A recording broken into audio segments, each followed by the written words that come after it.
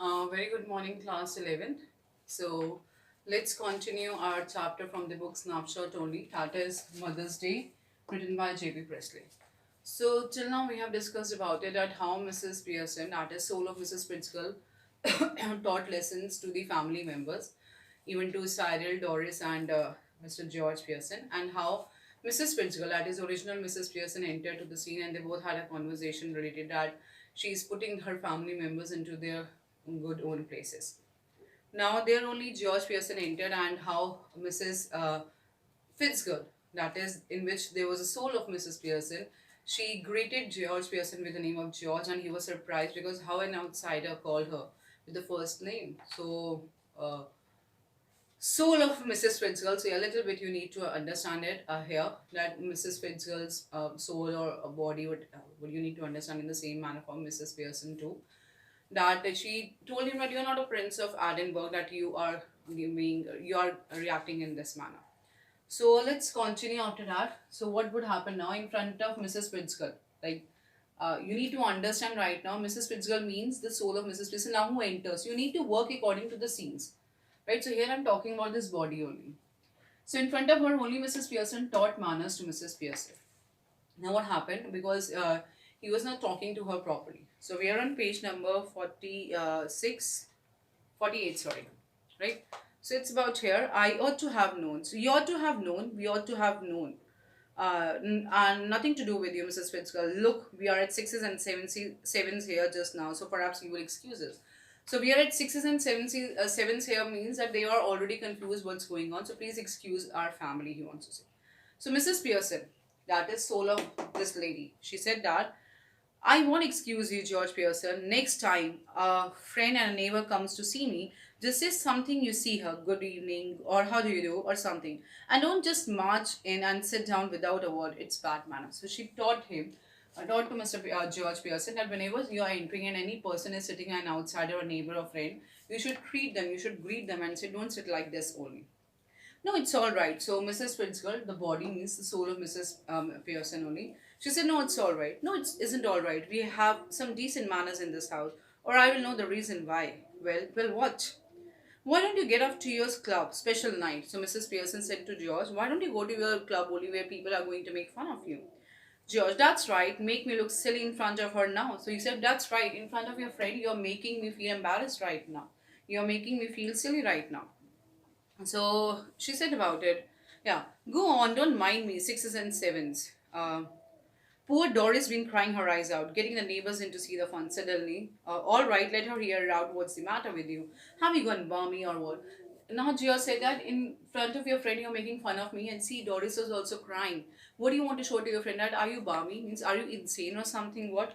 If you shout at me again like that, now Mrs. Pearson said, if you means soul of red skull, if you will shout at me like that, George Pearson, I will slap your big fat silly face. Then I'm going to slap on your face. She insulted him like this in front of the other person. Oh no, please, Mrs. Fitzgerald. So Mrs. Fitzgerald herself said, oh no, Mrs. Fitzgerald.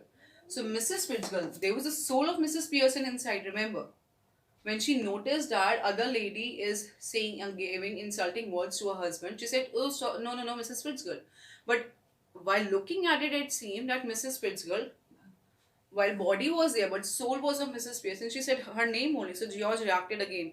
Either I'm off my chump or you two are. So he said, even I really think even as I am foolish or you two are foolish, I don't know how you're reacting. Why you're saying Mrs. Fitzgerald only? Why you telling yourself only to stop? Or when you are not doing anything. So he said that why you're telling yourself only to stop, because George Pearson doesn't know now that in front of in their souls have been exchanged basically. So tell her to stop. He would there be some sense in it. So say that again, George Pearson. All right, all right. So now Doris entered into this scene here. So Mrs. Pearson also taught her the mannerism actually. So what she taught her, hello Doris dear, hello Mrs. Fitzgerald. I thought you were going out with Charlie Spence tonight. So I thought you were going out with Charlie Spence. What's that to do with you? So she behaved very badly with Mrs. Fitzgerald. What's the matter? Why you're asking what happened to you? What's the matter with you then? What you need to do with it? So Mrs. Pearson said her, stop that. No, it's all right. It isn't all right. I won't have a daughter of mine talking to anybody like that. Now answer Mrs. Fitzgerald properly, Doris, or go upstairs again. So Mrs. Fitzgerald, that is original Mrs. Fitzgerald, the soul of Mrs. Fitzgerald, which was in Pearson's body, she taught, no, my daughter need to speak politely with the others. Otherwise, how she can misbehave with someone like this? Because she answered in this manner, you manners. What's that to do with you and all? Don't look at me, I give it up. I just give it up. Will answer her. I was going out with Charlie's friends, but now I have called it up. So she answered it properly because Mrs. Pearson mentioned to her, answer it properly, otherwise go upstairs. So she said, no, I have called off that meeting today. Oh, what a pity, dear. Why have you? Because if you must know, my mother's been going on at me, making me feel miserable, and saying he's got buck teeth and is half-witted. So she asked the reason that why you're not going. So she mentioned that because my mother is making me feel miserable. And according to my mother, Charlie Spence is an ugly boy who is having no good sense of humor, half buck teeth and half witted. Oh, you shouldn't have said that, Mrs. Fitzgerald. I will manage my family, you manage yours. So Mrs. Fitzgerald, that because Doris' mother was there, she said, please don't speak like this. So Mrs. Fitzgerald said, I will manage my family, you should manage on your own. Both ladies knows what the situation, but according to the family members, it's something else was going on. Taking off her now, are you Annie? Annie, there is waiting for you at the club, George. Don't forget, and don't you start crying again, Doris. That's enough, quite enough. So she said, okay, George, you can go because your friends are waiting at the club for you. And Doris, you can also stop crying now. Now listen, you two, I want to have a private little talk with Mrs. Fitzgerald. With, with Mrs. Fitzgerald, with Mrs. Pearson. So I will be obliged. So even she said, I want to have a personal talk with Mrs. Fitzgerald. Then she corrected with Mrs. Pearson. She corrects herself actually. So I will be obliged if you will leave us alone for a few minutes. I will let you know when we will finish. Go on, please. I promise that you won't regret it.